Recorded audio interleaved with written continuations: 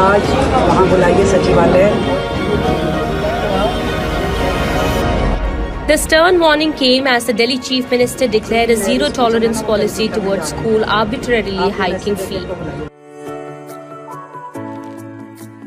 दिल्ली में नई सरकार बनने के बाद नया शिक्षा सत्र भी शुरू हो गया है। इसी के साथ स्कूलों की मनमानी लूट दमन भी शुरू हो गया है। एक स्कूल के बच्चों के साथ अभिभावक अपनी शिकायत लिए जब मुख्यमंत्री श्रीमती रेखा गुप्ता जी के पास पहुंचे तो मुख्यमंत्री महोदया ने तुरंत एक्शन लेते हुए शिक्षा विभाग को स्कूल के विरुद्ध कार्रवाई किए जाने के लिए फोन किया। अभिभावक खुश, लेकिन उनके पास खड़ी बच्ची का रोना बंद नहीं हुआ। तब खुद मुख्यमंत्री श्रीमती रेखा गुप्ता के पूछने पर बच्ची ने बताया कि फीस जमा न कराने पर उसे स्कूल की लाइब्रेरी में रखा गया। ऐसा कहना है उस बच्ची के पेरेंट्स का कि उसे वॉशरूम भी नहीं जाने दिया गया।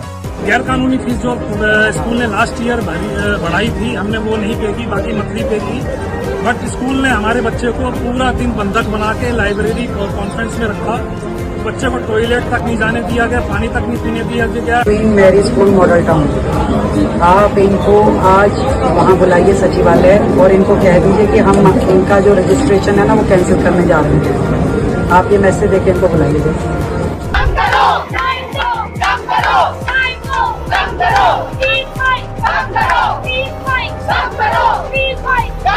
सच में यदि ऐसा हुआ है तो इसे स्कूल की अमानवीय कार्यवाही कहा जाएगा। इसके विरुद्ध बहुत कड़ी कार्यवाही होनी चाहिए जिससे कि फिर कभी ऐसी पुनरावृत्ति ना हो। रही बात फीस वृद्धि की, तो 30-40% की वृद्धि को लूट नहीं तो क्या कहा जाए। इस मामले में भाजपा पहले से ही बदनाम है, जबकि पूर्व मुख्यमंत्री आतिशी ने पहले से ही इस मामले को जोर शोर से उठा रखा है। आतिशी का कहना है कि नोटिस ऑर्डर दिखावेबाजी है, उन्हें सबसे पहले फीस वृद्धि पर लगाम लगानी चाहिए। बात में तो दम लगता है। मानना है मॉर्निंग वॉक पर चर्चा में शामिल लोगों का, इनमें आप कांग्रेस भाजपा सभी पार्टियों के फॉलोअर्स होते हैं और स्कूलों में सभी के बच्चे जाते हैं। दिल्ली में नई सरकार आई है, अतः अपेक्षाएं भी ज्यादा हैं, लेकिन स्कूल जब इस तरह की मनमानी करने लगे तो तकलीफ सबको समान होती है। यहीं से बहस पार्टी पॉलिटिक्स में बदल जाती है। लोग तो यहाँ तक कहने लगे हैं कि आज चुनाव हो तो भाजपा गायब हो जाएगी वगैरह वगैरह। मंत्री जी ने शिकायत पर तुरंत एक्शन लिया, यह सराहनीय कदम है, उनकी प्रशंसा की जानी चाहिए। नोटिस या ऑडिट भी जरूरी है, लेकिन तुरंत राहत के लिए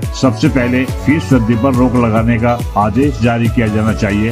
गलत नहीं है। इससे भी पहले बंधक बनाए बच्चे के मामले में जांच व एक्शन लेना चाहिए। फीस वृद्धि हो भी तो कितनी, ये सरकार को तय करना चाहिए। इसके लिए स्कूलों की मनमानी पर रोक होनी चाहिए। आज वहाँ बुलाइए सचिवालय। किसी भी स्कूल को ये कतई अधिकार नहीं है कि वो किसी पेरेंट्स को या बच्चों को हैरेस करे, तंग करे या स्कूल से निकालने की धमकी दे या अनॉर्मल फी हाइक करे। इसके लिए नियम कायदे कानून है जिनकी अनुपालना जो है वो बहुत जरूरी है। यदि कोई भी स्कूल इस तरीके से करता हुआ पाया जाएगा तो उसको अपने आप भुगतना पड़ेगा। स्कूलों में आज जिस तरीके से शिक्षा के तरीके बदले हैं, जिस तरीके से टेक्नोलॉजी में नए नए आयाम दिखाई दे रहे हैं, प्राचीन में जिस तरीके से शिक्षा चली आ रही थी उसमें थोड़ा सा चूल मूल परिवर्तन की भी आवश्यकता है। ठीक है, ये सब व्यवसायिक केंद्र बन के रह गए हैं। जरूरत है पेरेंट्स और स्कूल प्रशासन के बीच में एक तालमेल की, एक अच्छे सद्भाव की, जिसकी कमी खल रही है। और जिस तरीके से फीस बढ़ाने के मामले में खुला छोड़ रखा है वो भी निकलने के लायक नहीं है।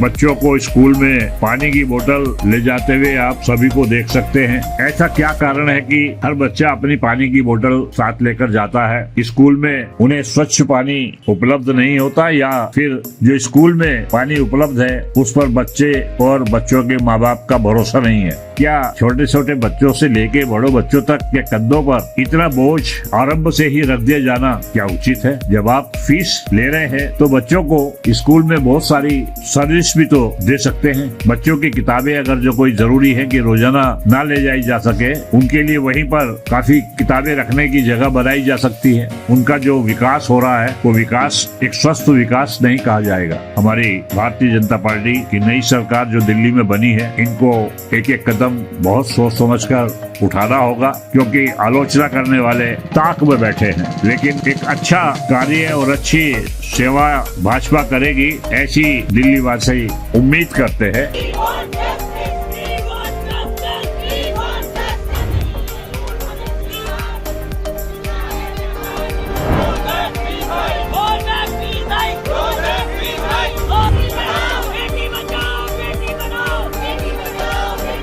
अब ये नहीं कहते कि फीस नहीं बढ़नी चाहिए महंगाई को देखते हुए, अगर जो फीस बढ़ानी भी है तो उसके लिए ये नियंत्रण सरकार के पास होना चाहिए। हम ये उम्मीद करते हैं कि जिस तरह की फीस वृद्धि का ये मामला है, इसको गंभीरता से सरकार देखे और सभी पेरेंट्स के हित में स्कूलों को काम करना चाहिए। धन्यवाद, आपने वोटरवाणी के इस अंक को ध्यान से सुना।